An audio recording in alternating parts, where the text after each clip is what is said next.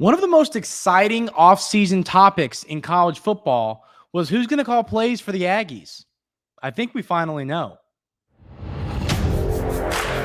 You are Locked On Aggies, your daily podcast on the Texas A&M Aggies. Part of the Locked On Podcast Network, your team every day.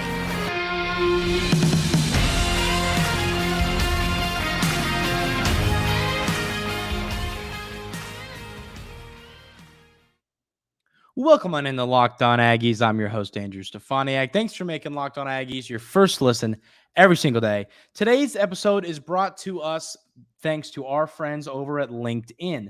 These days, every new potential hire can feel like a high-stakes wager for your small business. That's why LinkedIn Jobs helps you find the right people for your team faster and for free. Post your job for free at linkedin.com/lockedoncollege. Terms and conditions do apply. So, folks, as I said, one of the most interesting offseason topics around the whole college football community was who is going to call plays for the Aggies. Of course, Coach Fisher and company bring on Bobby Petrino. Many wondered, is he going to call the plays? Is Coach Fisher going to keep the play calling duties to himself?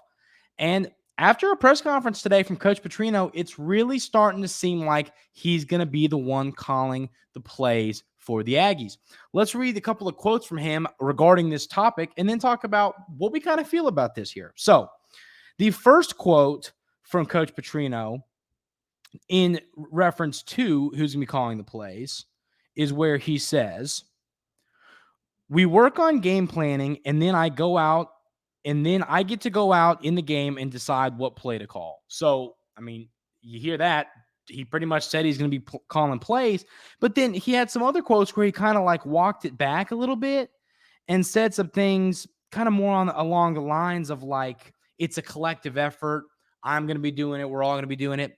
Another interesting thing he said in regards to who's going to be calling plays is that they kind of plan it. And the way he explained it was he gave the example of, you know, we're going to plan different plays in different situations early in the week. So it's like if we have a 3rd and 1 on the left hash, you know, within this yardage distance, we're going to run this play. So I could see the coaches kind of working on that before the game, the week leading into the game, based on the opponent, what the opponent likes to run, what have their issues been throughout the season. So we're going to kind of see that play out a little bit. The other thing that Coach Petrino talked about was whether he's going to be on the sidelines or up in the press box when he is calling plays. And he says that it's going to kind of be decided by how the quarterbacks are. If Wigman and Max Johnson are guys that are cool and calm under pressure, then I think he's going to go up in the box and call plays. If they're guys that he needs to talk to constantly face to face, get up and talk to them, grab them on the shoulder and, you know, have conversation after a bad play, keep their head up, I think he might stay on the sideline. But it's definitely still to be seen what he's going to do there. But I liked hearing him. I think that was a good thing he said about, like, I'm going to be there for my quarterbacks. You love to hear that as an offensive guy. But, I mean, I think he's going to call the plays, folks. And it was one of those things where for a long time, I kind of leaned toward Coach Petrino calling plays. And then at media days, Coach Fisher, it was just a little fishy, no pun intended. That was really cringy, folks. I'm sorry. But it was a little interesting to me that he wasn't willing to go out and say, Coach Petrino is going to call the plays. I'm going to be the one that makes 3rd, 4th down decisions. I kind of figured that that's what he was going to say at media days. He was going to let the cat out of the bag and say, listen, I brought Coach Petrino here for a reason. He's going to be calling the plays. He's going to be the guy. And he didn't do that. So that kind of made me a little hesitant to like, what's going to happen here? Is he going to let Coach Petrino do it? So that is what kind of backed me off. You know, and I've gone on multiple different shows. And it's funny because every show I've gone on a Tennessee show. I've gone on a South Carolina show. And then I went on an Auburn thing and talked with some Auburn people. And every time it's the first question I get asked, who's going to call plays? And I say the same thing. I think it's going to be Coach Petrino. Before SEC Media Days, I said very confidently, I think it's going to be Coach Petrino. After Media Days, I've been a little, because to be honest, I don't understand the point of Coach Fisher not saying that. Like, he said this a lot of media days, like, we're going to keep some stuff close to the program. We want a advantage over our opponents. I don't really see the advantage, to be honest with you. I don't get what saying Coach Petrino is going to call the plays. I mean, his offense is historically one of the best in college football. It works. I don't think it matters if the opposition knows that you're running the Coach Petrino offense. Like, they know what it is, and it's hard to defend the way he can do things with different players. But I mean, he pretty much said it, folks. I mean, he said it's going to be a collective effort. All coaches are going to have input. But with that quote, I'll read it one more time, when he says, "We work on game planning, and then I get to go out in the game and decide what play to call." I don't know. I mean, I feel like that was evidence in the courtroom. I mean, there it is right there. I think he's calling the plays. I think that sums it up right there. But I still do find it weird that they've been hesitant to say it. Now, I get it. I mean, football coaches, everybody is a little, it's like my dad always says, if he's betting on a football game, he doesn't want to tell me who he's betting on because it's not going to happen.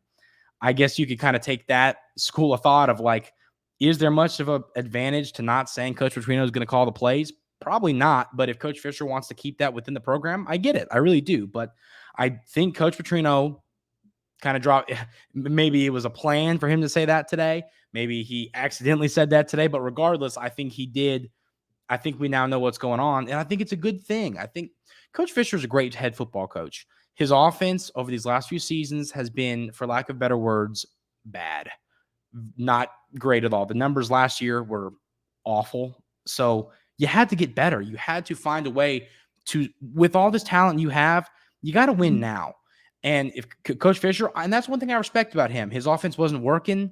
He went and got a guy that I feel pretty confident saying his offense is going to work in Coach Petrino. So I think that these holes are going to be filled with the issues with this offense now that Coach Petrino is here. And I think that the other thing I've seen, and I mean, this has been a narrative floating around, Texas A&M everywhere, but is that they're going to be button heads when it comes to this stuff. And I think that Coach Petrino, Coach Fisher and Coach Petrino got asked that question today, and they both, I think, handled it well, saying like, we're football coaches, we're professionals, we're here to do a job. I don't think it's going to be an issue, folks. I really don't. I don't think that you're going to see them butt heads. I think that they've laid out their roles. They know what they're doing. It's going to be a collective effort to kind of game plan heading into the week. And I think Coach Petrino, either up in the box or on the sidelines, can be the one that calls plays when it comes down to it. And I think that's going to lead to more victories on the field for the Aggies in 2023. I mean, you can't deny what Coach Petrino has done historically. At all of his stops, he's put up massive offensive numbers, and I don't think that's going to change now. So I'm really interested to see what this offense looks like. Some of the players, we're going to get into some more quotes from some of the players today at this press conference, but they've been talking about how they like the tempo of the offense. We heard Noah Thomas and both of the quarterbacks talk about this. So I think this offense is going to flow really well, folks. I think that you're going to see Texas A&M go from one of, if not the worst offenses in the SEC, like they were last season, to a top 5 offense in the SEC, if not a couple ticks higher, even top 3. With the weapons you have, the talent you have, I think we could see that becoming a reality. We're going to talk about some more quotes coming up right here on Locked On Aggies, a little bit about this running back room. It's been the hot topic from all the players that have come up and talked today in the media. They made it very clear this running back room is going to be really good. We're going to talk about that more coming up right here on Locked On Aggies. But first, I want to talk about our wonderful friends over at LinkedIn Jobs. These days, every new potential hire can feel like a high-stakes wager for your small business. You want to be 100% certain that you have access to the best qualified candidates available. That's why you have to check out LinkedIn Jobs. LinkedIn Jobs helps find the right people for your team faster and for free. LinkedIn, folks, I think it's a great all-around tool, whether you're an employer, whether you're looking for a job. I like that, they have this little icon. So you have your profile picture, just like any social media account. And there's a place where you can put this little thing. It's like a banner and it says, looking for work. And I think that's great because employers, that's how you go find employees. I think it's an all around great thing they do. It's free. It is a good way to find the employees you want for your company to succeed.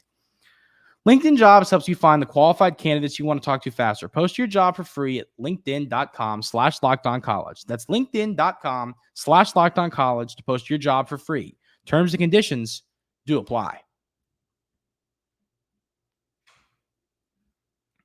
So, folks, a lot more fun quotes to run through here. We heard from Bryce Anderson. We heard from Noah Thomas.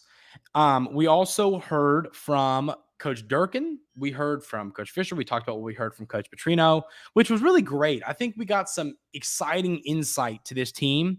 Learned a lot about what's going to be coming up here for Texas A&M this year. Oh, and one thing I want to say too, the Aggies did land their first commit of the 2025 class in Joshua Moses. We're going to be talking about him coming up in segment 3. I want to let everybody know that we're going to be talking about him here shortly, but there's just too much interesting stuff to get through first, so let's get to that. But so some other quotes, Max Johnson on Connor Wigman. Here's a great quote from him. He says, "I think he has done a great job of understanding the system. I think he's really athletic. We learn from each other's success and mistakes. We pick each other's brains, talk off the field, and are able to understand offenses more from each other." So, here's the deal.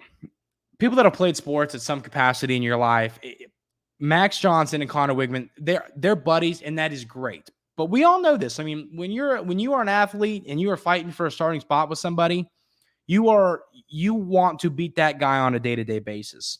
So I really respect both of them got to talk about each other, and they handled that really well. Now, like I said, they seem to be friends. That's the vibe I get from it, but you don't want to seem like you always want to talk good about your teammates, about your competitor. It's a humble thing to do. So Max Johnson, I mean, I think he's a pro's pro to go out and say that. I respected him for saying that. You don't want to kind of be like, oh, he's been doing okay. Like, that's some great praise from him.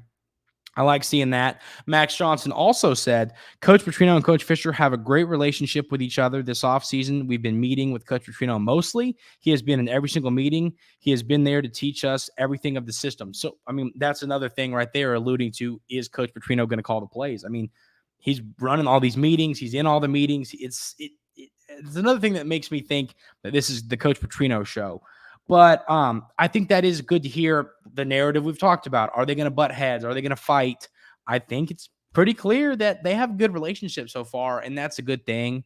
You don't want – the last thing you want in a program is coaches butting heads. I mean, that is just something that absolutely nobody wants any part of. So I think it's good that we haven't seen that so far. And frankly, I don't think we're going to see it. I think like – they're professional adults. I don't think you're going to see these two getting into fights on the sidelines. You're not, I don't think you're going to see stuff like that happening. But it's good to hear the players talking about the connection these guys have. So the next thing too is the biggest thing I have seen. All of these players that went up and talked had so much high praise for this running back room. And that's been one of the bigger question marks surrounding this team, simply because you have talented guys in the room, just not a ton of experience. Ruben Owens, of course, was a 5-star, but he's a true freshman. Then you got Amari Daniels and Le'Veon Moss, both guys that were talented guys out of high school, high recruits, but you're behind Devon A-Chain last year. You're not going to be getting a ton of carries when you're behind one of the best rushers in the SEC. So both of them, they were here. They've been in college football, but they didn't get a ton of work last year for good reason, because you have A-Chain, who, by the way, is turning heads with the Dolphins right now. He is a guy, stick on the end of your bench in fantasy football. I think I might do that too. But, you have to replace that production. And I think these three guys can do that. One thing I've talked about is, so another thing Coach Petrino said, and this kind of speaking to the running back room, a quote from Coach Petrino, he says, I always say FTS, which this is great. I'm a big acronym guy. He says, which is feed the studs. The quarterbacks need to understand how we get the ball to our best guys. How do we get the ball to them? Where is the matchup at? Our quarterbacks are learning that right now. I like hearing that, folks. I mean, you want the best players out on the field playing. So feed the studs. I think that is a great analogy. I think it's a great term, and I think it's a way to win football games. I mean, you want the football in your playmakers' hands. You want to get the ball to Evan Stewart. You want to get the ball to Moose Muhammad, to Aniyah Smith, to Ruben Owens, Le'Veon Moss, to Jake Johnson, to Donovan Green. You want the football getting to these guys so they can make plays happen. You have some of the best weapons in college football, based off talent, based off all this stuff. So you just have to find the way to get them the football. And I'm glad to hear Coach Petrino, that's going to be a priority of his. You want to feed the right guys, and that seems like it's going to be a priority of this coaching staff. And then, so this is a quote from Noah Thomas that I really liked. Two from him. The first is about Coach Petrino. He says, Coach Petrino is a really smart guy. He spreads the field and makes the defense really think. He's a great addition to the team for sure. And then he also went on to say, the vibe has been pretty great. We added a lot of new guys to the team that will bring a lot of energy. I felt like we weren't having enough fun with it last year.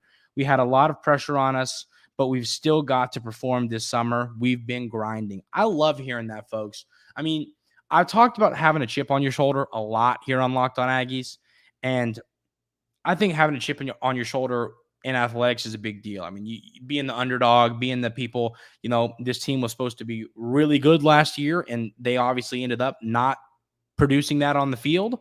So hearing a guy like Noah Thomas, who's hopefully in for a big season, come out and say, we're angry. We are not happy with what happened last year. We have a chip on our shoulder. People are not giving us the credit of how good this team can be. We are ready to come and turn heads on September 2nd when we open up our season. And I love hearing that from a player. I love, that is a competitor's mentality. That is a guy who is hungry to get out on that football field and win games for the university he loves and plays at. That really stands out to me. Those are the type of guys that's easy to support. I mean, a guy that's not going to come out here and, make excuses for last year. He's going to come out and say, last year was bad. We were pressing. We were stressed out. This year we're loose, and we're going to play some dang good football. I love hearing that from him.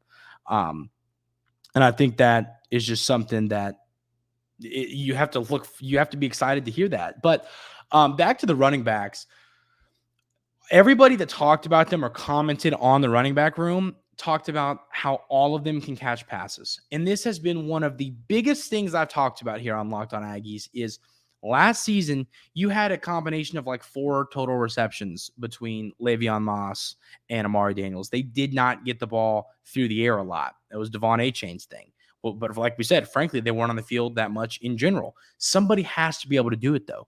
Somebody has to be that safety blanket for Connor Wigman, potentially Max Johnson. Somebody has to be that safety blanket.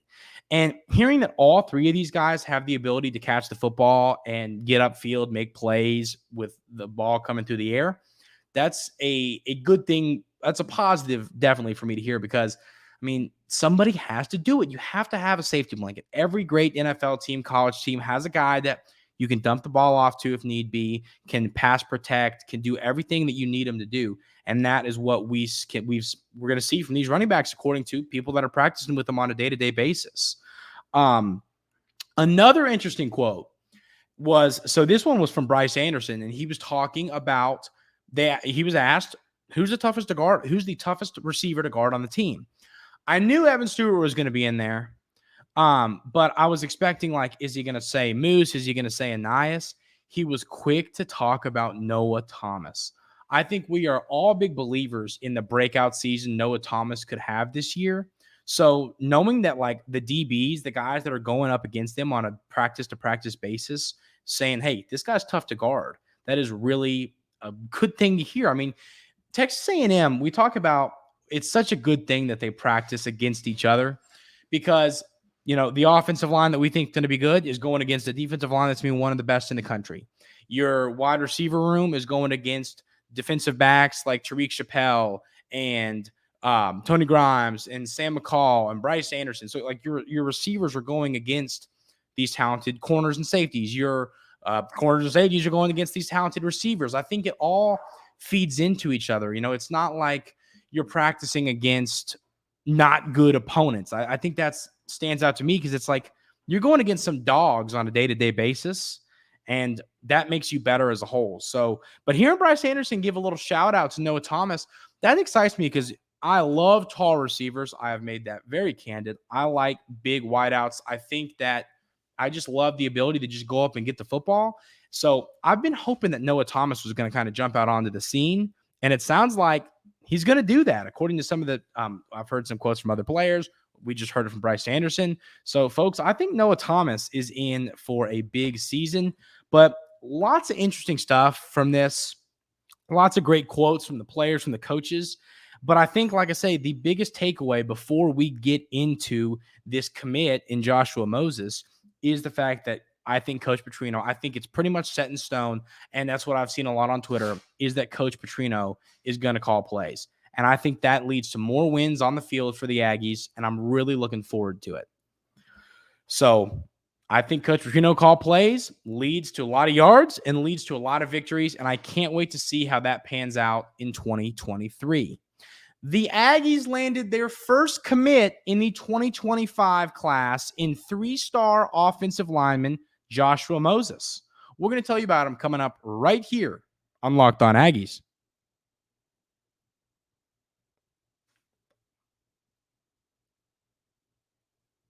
Joshua Moses, folks. Here's the deal. I've seen a lot of stuff floating around on Twitter, and I about talking about saying, he's unranked on 247. This is my stance on this, folks, and it's pretty clear. I don't think you can teach size. He is going into his junior year of high school, and he is 6'4", 320. A massive, massive human being. And I watched the tape, folks. It doesn't lie. The other thing that doesn't lie is offer lists, okay? Listen to this offer list. Now, it's not world beating. There's no Georgias and Bamas on here, but you got Penn State, Arkansas, Colorado, TCU, Missouri, Arizona State. So including the Aggies, that's 3 SEC teams have offered them. And one thing, I hate to give a shout out to another SEC West team, but especially a team that we aren't big fans of, but Arkansas, I respect the way they recruit in the trenches because they love physicality there. I've talked about that when I kind of previewed that game this season. So seeing Arkansas offer a guy like this to me is a big time positive simply because they're physical. They love physicality over there. That's what Coach Pittman does. Coach Pittman is awesome. I really like him. And that's what they preach over there at Arkansas. So if you're offering a guy, I trust that it's a good kid you're offering. So, like I said, first committed to the 2025 class, 6'4", 320. So he's a 3-star on On3 and Rivals. He's unranked on ESPN and 24/7. The caveats I want to add to that. So he's 461st ranked nationally on On3. The way I kind of break this down is it's simple, folks. He's going into his junior year. You can work up the rating system. And frankly, if he doesn't, I don't care. I've seen the tape and I know what this kid can do. You look at I think, so first thing, interior offensive lineman. Now he's listed as an interior offensive lineman. The tape I saw, he's a tackle. I've read that he can bounce in and out anywhere on the line, except for I assume center. So he can play both guard spots and both tackle spots. But watching the tape, this is one thing. So I think discipline on the offensive line is a big deal. What I watched his freshman year tape, and then I watched his sophomore year tape. I watched his freshman year tape, and I was like, okay, this kid's good. This kid's big and strong, but he's not very quick, right? In that tape, he was listed at 330 pounds. I then watched his sophomore season tape, where he was listed at 320 pounds, which is what he's currently listed at on the different ranked recruiting sites at 320 pounds. And he looked quicker. He looked in great shape. He was like, I have never seen so many pancakes. I have never in a highlight tape seen that many pancakes. It was like it's like he has to pancake somebody or the play wasn't a success for him. He parks people, puts them straight into the concrete. I like seeing that. I like seeing a guy who's got that dog in him, and this guy has got the dog in him. So you look at a recruit like this, I get it. I don't want people to come and say like, Andrew, you gas up every single commit we get. Every time we get anybody, you look at the tape and you love it. Yeah, that's true. If you're committing to play SEC football, you got to be a good player. But at the end of the day, this tape really stood out to me, folks. He puts people on the floor almost every play. He's lost a little bit of weight, got himself in shape, and he's getting quicker. He is quick off the ball. He's quick off the ball to get to the defensive lineman on a run play. He's a great in pass protection. He had a few plays where the opposing defensive lineman kind of like had him beat. He was able to fix the rep and get them out of the way of the quarterback. So Joshua Moses is a player that I think can play at some point during his Texas A&M career. Folks, like I said, when you're an interior offensive lineman, the recruiting sites never rank you appropriately, in my opinion. I mean, I think I almost look at interior offensive linemen in recruiting rankings and boost them 50 spots just because they're interior offensive linemen. So I think this is a guy that's going to move up in the rankings when it gets closer to him actually being on campus or at least to his senior year. But I mean, folks, it's a big get. You go get him over a couple SEC schools, you go get him over a Big Ten school in Penn State. And at the end of the day, you have to win these kind of battles. And you have to get the ball rolling in 2025, folks. I mean, this is your first commit in 2025. I'm not concerned about that in any capacity, but I'm just saying it never hurts to get the ball rolling, and landing Joshua Moses does exactly that. So, folks, the Aggies landed their first offensive lineman and their first player in the 2025 class. I think some people are underwhelmed, but I don't think he should be. I'm excited about him. I think he's got that dog in him. I think he's a great offensive lineman, good technique, good size. You can't teach size, you can't teach technique, and I think he has both. So he's going to be a guy I could see shooting up the rankings a bit. And when it comes to him playing college football, I think he could get to College Station and play significant snaps for the Aggies during his career. So, big get, folks. This one excites me. It really does. But that is going to do it for today's episode of Locked On Aggies. As always, I really appreciate you all tuning in. I hope you have an amazing rest of your day. We have more fun fall camp coming this week. Content for you, so I'm excited to bring that to you. Be ready to rock and roll for that. Have a great rest of your day, and we will see you tomorrow.